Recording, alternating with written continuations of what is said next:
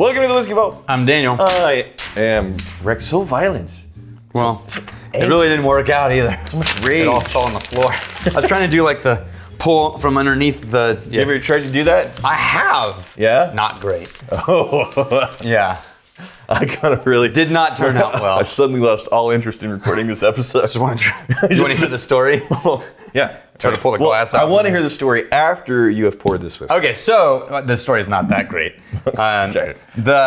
It was big, but anyway. Okay, so this is Douglas Lang, who I love. This is also a gift from. Well, let me get here. This is a gift from Magnificent Bastard. Wait, I gotta see his name. Ryan Sugden. Ryan Sugden. Sugden. I don't feel confident in that. Sugden. Ryan Sugden, you magnificent bastard. Did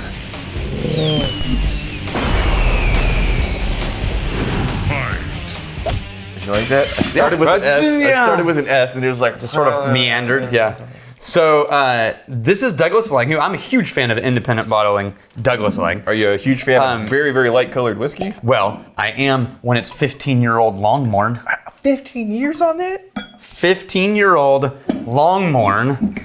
This is one barrel, 348 bottles only, right? Yeah. A single cask. That's a big barrel. Yeah. Was that a hogshead? What? Yeah. Okay.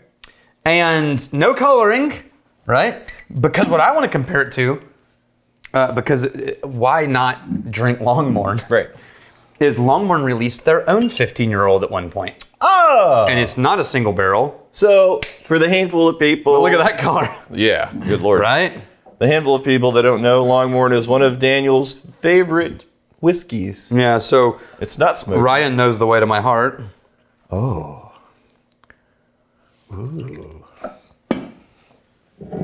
Ooh, that is musty. I like it. 48.4%. Overripe fruit. You know what? Almost jammy. You know, you ever get, it was a kid, the fruit cup and the syrup, Oh, yeah. the pears, Yeah, and the which is like peaches and- 80% sugar. Yeah, it's just like what was sugar. that? Here's your fruit cup for health. And it's like got So- more sugar than a Snickers. Yeah, you got fruit chunks. So I think it was pear, peaches, and like cherries. Yeah. Yeah. The mixed fruit cup. Yeah. Yeah. And with the simple syrup, like a sugary syrup all the way around it. I'm getting a bit of that on the nose. Absolutely.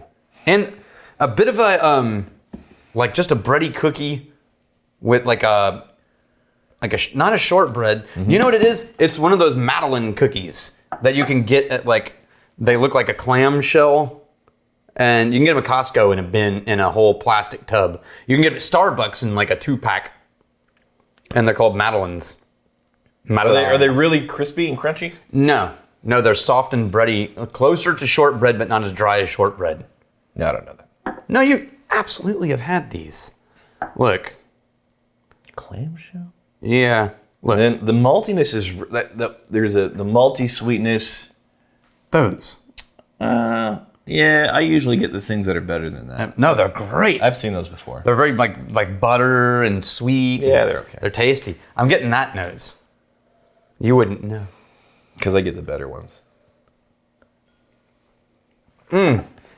Oh, damn. That is like deliciously fruit sweet. Yeah. It's just honeyed fruit. Very sweet. And again, I'm doubling down on the mixed fruit cocktail Absolutely. and the sugary syrup around it. None of the malt must that I got in the nose is in the palate. Even the finish has that.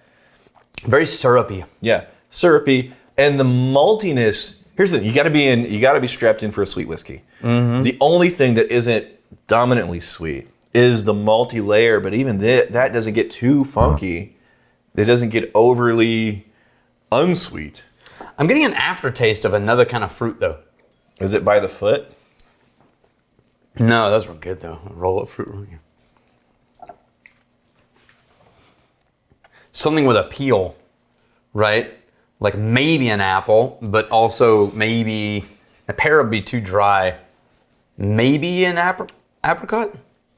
Not a dried apricot, but like a kiwi. I have not had a kiwi. I mean, I've had a kiwi, but like not regularly enough that I have an instant recall of the memory of a kiwi. Yeah, I had a kiwi like 2 weeks ago. Mm-hmm. Just better than you. That's, All right. That's the standard. How Let's recently have kiwi. you had a kiwi? I'm better than you. When's the last time you had a kiwi, bitch? And then if you pull the kiwi out of your pocket, oh, damn it!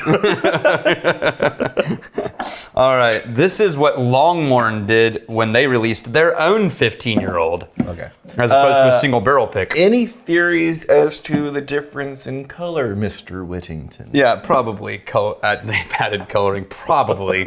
Yeah. But who knows? This is David Dietrich gave us this one. What? Oh, wow. That's totally What? not even the same animal. What? Am I smelling this wrong? I was. Hold on. Let's confirm. That's way more sherry cask. Are these supposed to be single malt, 15 years? Was it finished in anything special or No, crazy? it's just I think they got more of the sherry influence in this one. It's so much less sweet. Yeah, So- way more funk and must and malt That mixed fruit cup, not there. out the door. Yeah. I mean, there's still fruit notes, but not like that. Yeah, it's not syrupy. It's not a sweet, sugary fruit. It's like a drier fruit. Dude, I got it. Oh, the pepper. There's pepper. Okay, I gotta say, the Longmorn 15 is a superior beverage. But both are so good. But this is so desserty. This would be an end of meal dessert whiskey. Right. But I like that pepper zest that shows up at the end of this one. It's not in this one at all. That's just a really great thing to put in your face. Dude, Longmorn, doing their own stuff, they're just top notch, man. I would love to see that as a review on one of these distillers' websites. That's just a really great thing to put in your face. Yeah. I like pouring this into my face hole. Just put it right in there. yeah. All right. You know, and it's so much less sweet than this one. This is so much less sweet that I almost get. You ever get the Silly Putty? Yeah. Silly Putty. Yeah, you know, I saw somebody link the Silly Putty the other day. Okay. That was like the original How We Stole memes originally. You just put it on comics and peeled it back. Yeah. God, we are On newsprint. so anxious. So, God, I don't know why. I This is, totally did that. but like my go-to like tradition on the weekends was off school, wake up late, and then the weekend newspapers, the comics. Oh, yeah. Well, the funnies. Yeah, Sunday was the big one. Because they were Full color. Yes, the full color, and there's like 3 times as many. Oh, yeah. And then you go, that's when you drop your morning dose. Oh, really? morning- oh, You yeah. were already pooping and reading? Oh yeah. Wow. And I'd take like 3 or 4 You're like- pages of the full pager. And you call me an old man. No, that's such an old man thing to do. I'm telling old man stories. I'm telling you, you get the funnies. The Sunday funnies, though, that's where the sweet stuff. That's where you Yeah. really want to sit down and take your time. And Calvin and Hobbes is the greatest thing ever made. Oh, that was great. Yeah. Ever. And the Bill Watterson, I think, is the Yeah, yeah. My favorite of the Calvin Hobbes were always the Snowman series. Yeah, I have read every single Calvin and Hobbes that ever existed, and then this guy, the Bill Watterson, he was offered millions and millions and millions of dollars to let people turn it into like a cartoon, Anything. and Merchandise merch and it. T-shirts, and like just sell the property, and he would never do it, and he didn't want to make any more. He's like, no, that came and it reached the end of it, what I want it to be, and it's just like Bill Watterson, Calvin and Hobbes. And then the Mr. Rogers. These are some of my heroes because they're just f***ing great people. Mm-hmm. Yeah. Chris Smallwood. The last thing my grandfather told me was it's worth spending money on good speakers. True. That was sound advice.